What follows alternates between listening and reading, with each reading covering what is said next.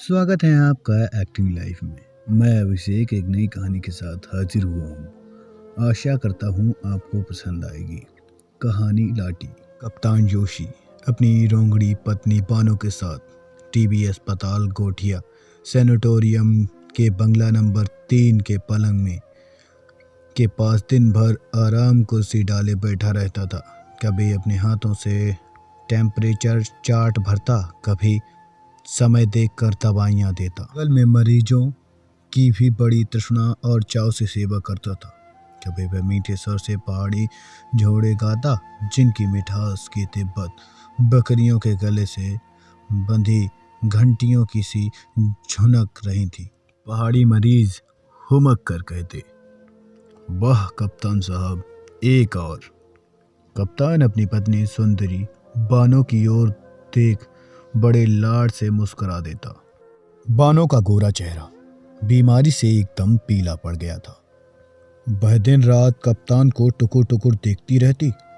उन दिनों गोठिया का डॉक्टर एक अधेड़ व्यक्ति हो गया था। उसने कप्तान से कहा कि तुम जरा भी परहेज नहीं करते। मरीज को दवा से जीतना होता है, मोहब्बत से नहीं। कप्तान लाल पड़ गया। उन्हीं दिनों कप्तान के बूढ़े पिता का पत्र आया। पत्र में उन्होंने लिखा कि उनके 10-20 पुत्र नहीं हैं। यह बीमारी सत्यानाशी है। किंतु कप्तान पहले की तरह अलमस्त डोलता। कभी बानों के चिकने केशों को चूमता, कभी उसकी पलकों को, कभी उसके मजाक करता। कुछ दिन बाद कप्तान उदास रहने लगा। बानों की बड़ी बड़ी आंखों में उदासी के डेरों पड़ जाते। कप्तान को वे पुराने दिन याद आने लगे, जब वह बानों को अपने ओवरकोट में लपेट कर अपनी देह से सटाए लंबे चीड़ की छाया में बैठ जाता था। वह बानों की हर जिद पूरी करता था। एक दिन शाम होते ही बानों मुरझाने लगी। डॉक्टर दलाल आया और कमरा खाली करवाने का नोटिस दे दिया। कल ही मरीज को यहाँ से ले जाना होगा। मरीज 3 दिन से ज़्यादा नहीं बचेगी। कप्तान का चेहरा सफ़ेद पड़ गया। दूसरे दिन सुबह उठा तो देखा बानो पलंग पर नहीं थी। खोज हुई किंतु बानो नहीं मिली। दूसरे दिन घाट पर बानो की साड़ी मिली थी। शायद मृत्यु के पूर्व ही बानो नदी में मृत्यु से मिलने चली गई थी। कुछ दिन तक कप्तान उसकी साड़ी को छाती से लगाए फिरता रहा। 1 साल बाद कप्तान का फिर विवाह हुआ। कप्तान की नई पत्नी के पिता मेजर जनरल थे। 40 तमगे देकर उन्होंने कन्यादान किया। पत्नी प्रभा एमए पास इकलौती लड़की थी। बहुत जल्दी कप्तान का हंसना खिलखिलाना सब भूल कर रह गया। 4 साल में कप्तान के 2 बेटे और 1 बेटी। प्रभा ने धन संचय की ओर ध्यान दिया।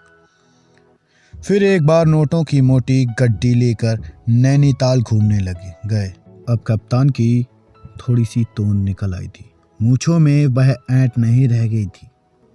नैनीताल ग्रहण होटल में दोनों टिके। विभिन्न प्रकार के भोजन पैक करवाए। पहाड़ घूमने दोनों निकले। गली के पास गाड़ी रुकवाकर एक छोटी सी चाय की दुकान पर चाय पीने उतरे।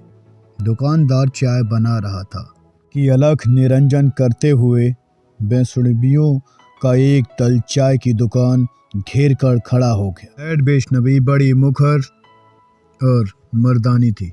वह बोली, सोचा बामड़ ज्यों की दुकान की चाय छोरियों को पिलाऊं। सबको देखते हुए दुकानदार बोला, अरे लाठी भी आई है। वैष्णवी, अरे कहाँ जाएगी यह भागी। प्रभा और मेजर की दृष्टि लाठी पर गई। बांगना सी लाठी हंसती। मेजर का शरीर सूत्र पड़ गया। वह साक्षात बानो ही थी। गूंगी चिहा पर गूंगापन चेहरा पर फैल कर उसे और भोला बना रहा था। वह बोली, क्या यह गूंगी है? हे भगवान, कैसी सुंदरता पाई है। दुकानदार ने कहा, हाँ सरकार, यही लाठी है। इसका असली नाम क्या है पता नहीं। हेड वैष्णवी ने कहा, हमारे गुरु महाराज को इसकी देह नदी में तैरती मिली। जी भर कटकर गिर गई थी। इसके गले में मंगलसूत्र था। ब्याह हो गया था। इसके भाग्य में भयंकर क्षय रोग था। गुरु की शरण में रोग शोक ठीक हो गया। जीभ दिखा। लाठी भुवन मोहिनी हंसती जीभ नहीं दिखाई। प्रभा बोली, अपने आदमी को भी भूल गए क्या? वैष्णव बोली, इसे कुछ याद नहीं। फिक फिक कर हंसती है। चाय का पैसा देकर वैष्णवी उठ साली लाठी हल्की सी ठोकर मार कर लाठी को उठाया। वे सब चले गए। लाठी उठी, दल के पीछे पीछे चली गई। अब कहानी का होता है इसके बाद देखते रहिए हमारे साथ। Thank you so much. Love you. जय हिंद, जय भारत।